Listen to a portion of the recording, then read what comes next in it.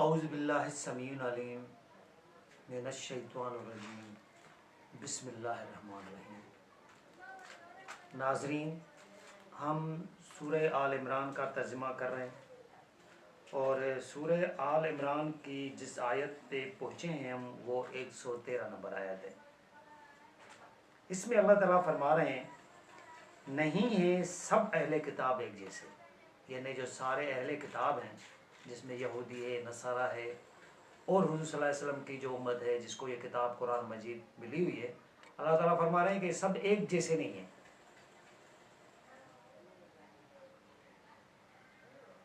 अहले किताब में कुछ लोग ऐसे भी हैं जो कायम हैं सीधी राह पर, यानी कुछ लोग ऐसे भी हैं जो अल्लाह की राह बताई हुई, अल्लाह की राह है सीधी राह, उस पर कायम है, तिलावत करते हैं अल्लाह की आयत को, यानी अल्लाह की आयत को पढ़ते हैं, उनको समझते हैं।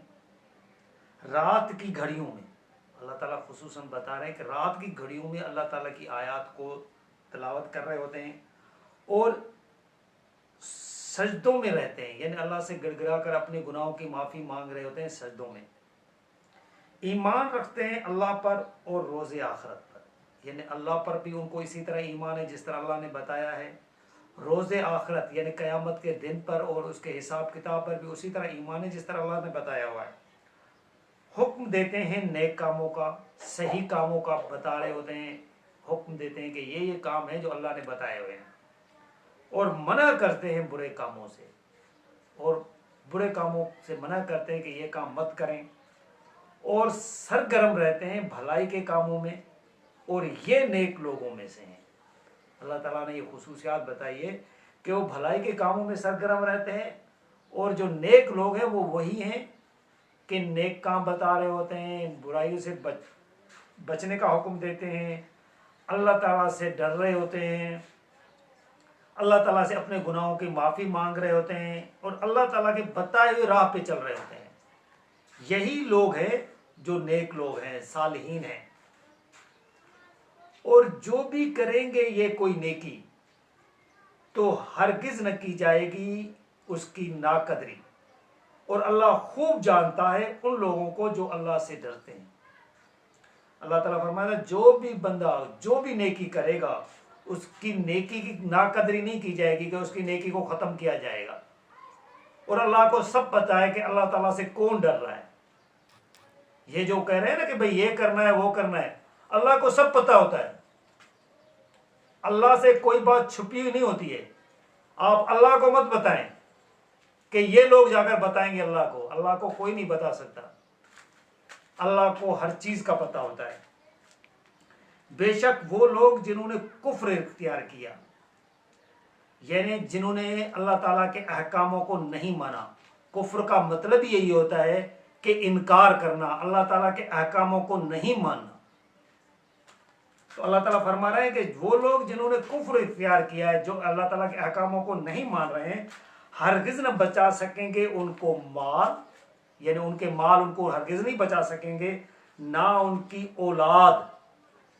यानी ये होता है ना कि कोई आ जाएगा, कोई उसका जो बेटा आ जाएगा, कोई उसकी जो ना, क्योंकि खुसूसन जो तकलीफ होती है ना, तकलीफ के टाइम पे औलाद ही होती है जो ज़्यादातर वालिदैन का ख्याल रख रही होती है, या वालिद औलाद का ख्याल रख रहा होता है।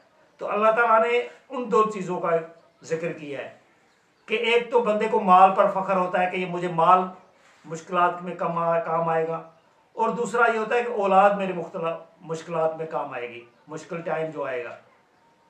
इसी तरह औलाद को अपने वालिदैन पे होता है। तो ये इन लोगों को हरगिज नहीं बचा सकेंगे अल्लाह की गिरफ्त से, और ये दोज़खी हैं। मसलन जो इन लोगों पे भाड़ रहे होते हैं ना, जिनको ये लगा होता है कि यही हमारे काम आएंगे, ये कोई नहीं काम आएगा। और कुछ लोग मान भी रहे होते हैं, लेकिन उनका मानना किस चीज़ का कि वो अल्लाह ताला की आयतों को ना माने और काम वो अपने तरीके से करते रहें, और उसमें हमेशा रहेंगे। और अल्लाह ताला फरमा रहे हैं उसमें वो क्या रहेंगे, हमेशा रहेंगे। ये नहीं कि फेरा लगा के वापस आ जाना है, फेरा लगाने वाली कोई बात नहीं है। जो इनकारी है, कुफ्र करता है, वो उसमें हमेशा रहेगा। फिर यहाँ अल्लाह ताला एक मिसाल भी बयान कर रहा है। मिसाल उसकी जो खर्च करते हैं ये लोग اس دنیاوی زندگی میں، یعنی اللہ تعالیٰ نے کہہ رہے ہیں کہ یہ ہر بندہ کوئی نہ کوئی خرچ کر رہا ہوتا ہے، تو اللہ تعالیٰ نے اس کی ایک مثال بھی یہاں بیان کی ہے کہ جو دنیا کے اندر یہ خرچ کر رہے ہیں اس ہوا کی سی ہے جس میں سخت سردی ہو، جو چلے کھیتی پر ایسے لوگوں کی جنہوں نے ظلم کیا ہو، ظلم یعنی کفر کیا ہے، شرک کیا ہے اپنی جانوں پر، اور برباد کرے وہ اس کھیتی کو، اور نہیں کیا ظلم ان پر اللہ نے، بلک وہ تو خود اپنے اوپر ظلم کرتے ہیں۔ اللہ تعالیٰ فرما رہے ہیں کہ جو ظالم ہیں، جو ظلم کر رہے ہوتے ہیں، جو شرک میں مبتلا ہوتے ہیں، جو کفر میں مبتلا ہوتے ہیں، وہ بھی اپنے طریقے پہ کچھ نہ کچھ خرچ کر رہے ہوتے ہیں۔ وہ چاہے یہ سمجھ کے خرچ کر رہے ہوں کہ یہ ہمیں لوگ بچا لیں گے، جس طرح حضور صلی اللہ علیہ وسلم کے بارے میں کہا جائے، یا کسی فقیر کے بارے میں سمجھا جائے، یا یہودی نصارہ یا بت پرست، جو بھی لوگ جو خرچ کر رہے ہوتے ہیں وہ خود بچا کی خاطر کچھ نہ کچھ کر رہے ہوتے ہیں۔ تو اللہ تعالیٰ نے اس کی مثال ایسے دی ہے کہ وہ اللہ تعالیٰ قیامت کے دن ان کو ایسے بنا لے گا کہ جیسے ایک سخت سردی میں ایک ہوا سی چلے، اور وہ جو کھیتی کی انہوں نے کمائی کی، جو خرچ کیا، اس کھیتی کو وہ ہوا جو ہے نا وہ ناش کر دے، برباد کر دے۔ پھر اللہ تعالیٰ فرما رہے ہیں کہ وہ جو اس نے خود امید لگائی ہوئی تھی، تو اللہ نے اس پر ظلم نہیں کیا، اس نے اپنے آپ پر خود ظلم کیا، وہ اسے کام ہی نہ کرتا۔ آگے اللہ تعالیٰ فرما رہے ہیں کہ اے ایمان والو، یعنی وہ لوگ جو ایمان لا رہے ہیں اللہ تعالیٰ پر، مت بناؤ رازدار اپنے سوا کسی کو، یعنی اگر کسی کو آپ نے راز دینا ہے، اپنی کوئی بات بتانی ہے، تو اس کو بتانی ہے جو آپ کے ایمان جیسا ہو۔ یہ حکمت کی باتوں میں ہوتا ہے۔ حکمت کا مطلب ہوتا ہے کہ یہ وہ بات جو آپ کو اچھی بات کی طرف متوجہ کر رہی ہو۔ جس طرح کہتے ہیں نا کہ سیانے لوگوں کی باتیں، یہ سیانی لوگوں والی باتیں ہیں جو اللہ تعالیٰ آپ کو سمجھا رہا ہوتا ہے کہ اگر آپ نے رازدار بنانا ہے تو صرف ایمان والے کو بتانا ہے، کیونکہ ایمان والے کو پتا ہوتا ہے کسی کے دکھ درد کا۔ جو دوسرا ہوگا، اگر وہ اس کے آپ کے دکھ کو پتا چلے گا تو وہ ہنسے گا آپ پر،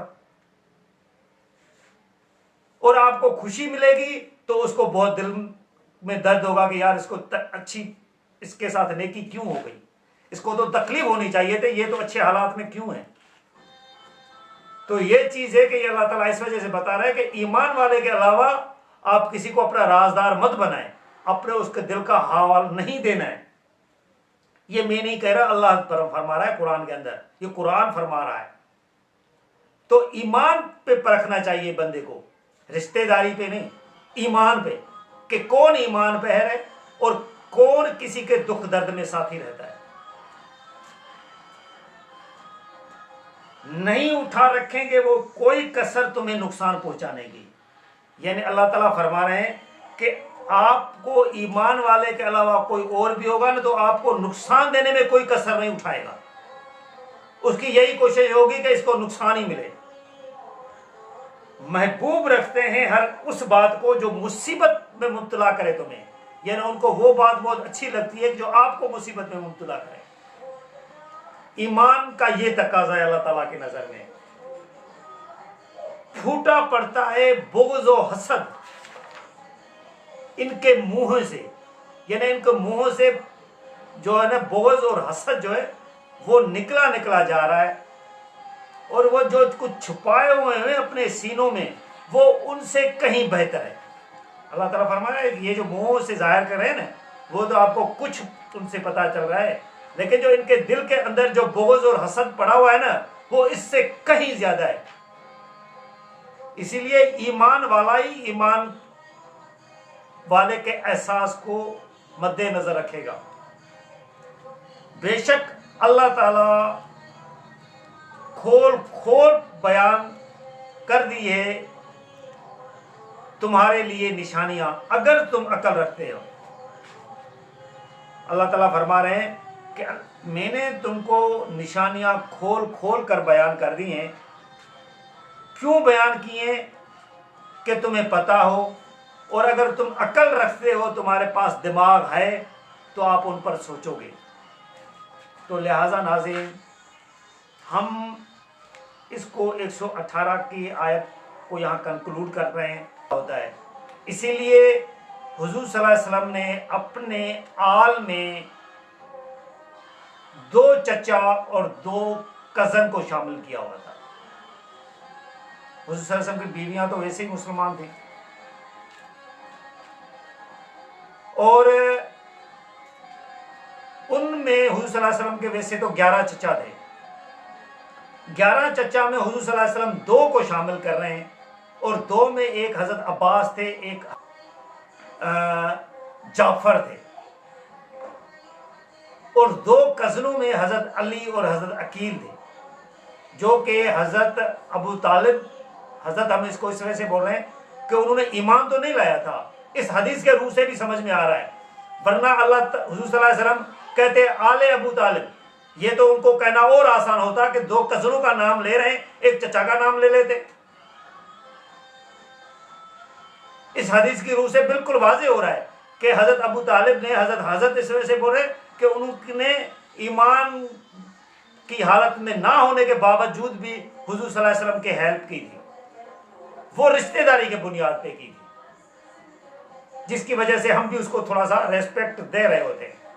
باقی جو فیصلہ جنت اور دوزخ کا ہے نا، وہ نہ میں نے کرنا ہے، نہ آپ نے نہ کرنا ہے، نہ کسی اور نے کرنا ہے. اس کا فیصلہ اللہ کرے گا.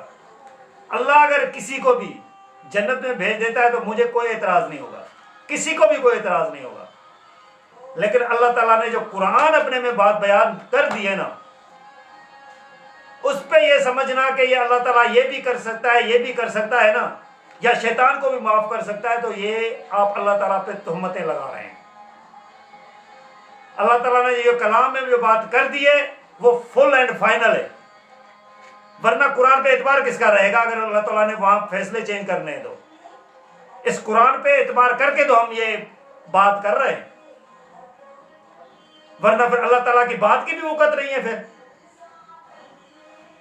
یہ تو اللہ تعالیٰ پہ آپ تہمت لگا رہے ہیں. آپ اپنے ایمان کی خیر منائیں، آپ قرآن کو نہیں مان رہے. لہٰذا آپ لوگوں کو قرآن پہ چلنا چاہیے کہ قرآن کیا کہہ رہی ہے اگر اپنی آخرت بچانی ہے، ورنہ آپ کو آخرت میں کوئی نہیں بچا سکتا. جزاک اللہ.